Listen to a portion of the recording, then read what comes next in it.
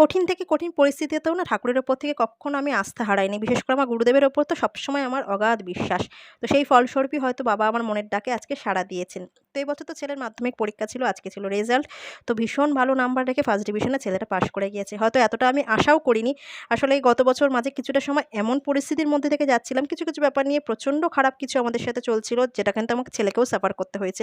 তো ওর উপরও একটা মানসিক চাপ ভীষণ ভাবেই ছিল। তো সে জায়গায় দাঁড়িয়ে থেকে যে ও এইভাবে এত ভালো নাম্বার রেখে যে বেরিয়ে যাবে, সেটা মানে আমার কাছে অনেক বড় পাওনা। ঠাকুরের প্রতি সবসময় কৃতজ্ঞ থাকবো। আর সন্তানের প্রতি তো ভালোবাসা রয়েছেই।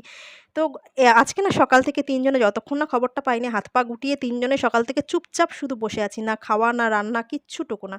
তো এর জন্য আজকে আর কোনো ভিডিও সেরকম রেডি করতে পারিনি। গতকালের একটা ভিডিও ছিল, ভাবলাম এটাই তোমাদের সাথে শেয়ার করে দিই। কারণ আজকে না আবার স্কুলেও যাওয়ার আছে।